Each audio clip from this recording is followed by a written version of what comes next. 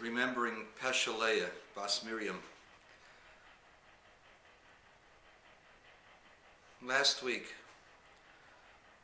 a horrible set of news came across our internet wire. A young boy, 10 years old, had his life snuffed out, together with a 25-year-old young lady who had moments before gone into the passenger seat of a minivan traveling to New York, and she was on the wrong side of the minivan when the minivan was crushed by a careening semi that had lost control. How do you remember a person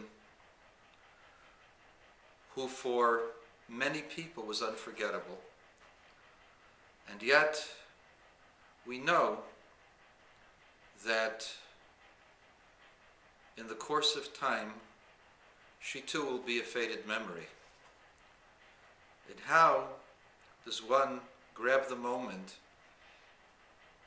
in order to correct and fix and expand and grow in a way that God wants us to when we see such negativity, negative energy, a life filled with enthusiasm, with joy, that wanted only to live so that others might live as she did, with enthusiasm, with life, with hope, with vigor. She was entrepreneuring. She had all the characteristics of positive, influencing life that spelled out a future for making many people as alive as she. And she was filled with beauty, and she was filled with tremendous feeling and love, and she shared that feeling and with love with all whom she came to contact with.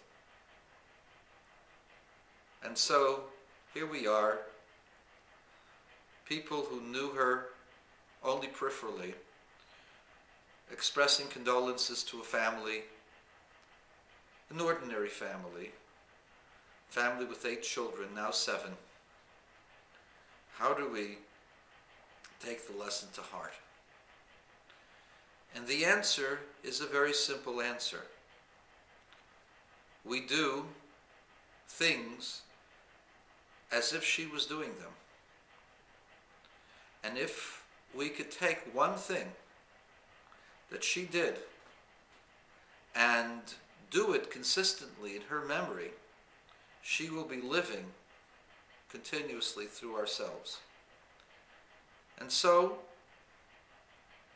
what was the characteristic?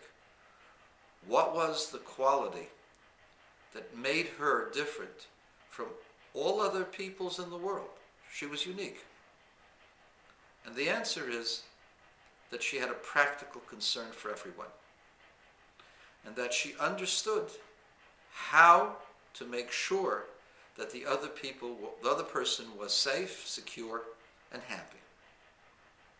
And this is exemplified by the last 10 minutes of her life, and I want to share that with you.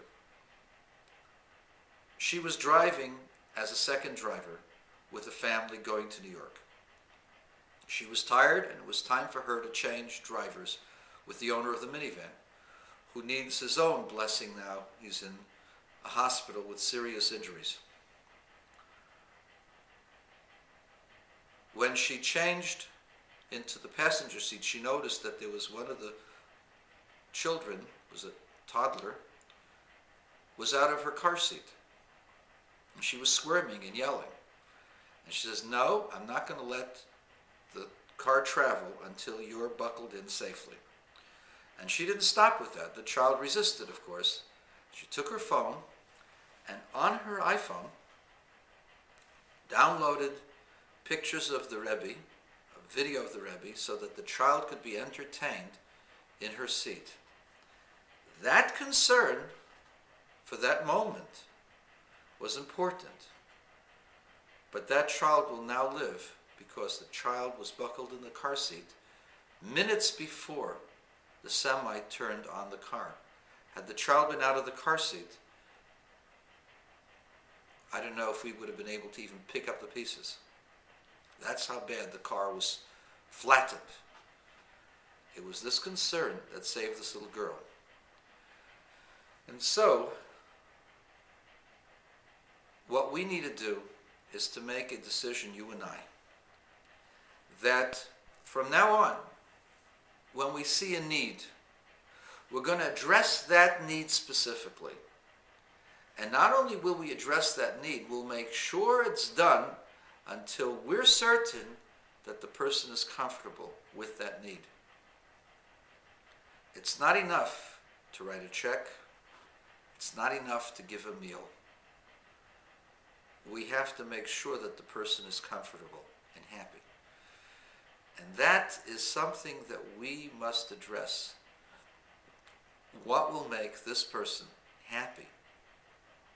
Even though I don't need to do that. This is what she did. This is how I shall be.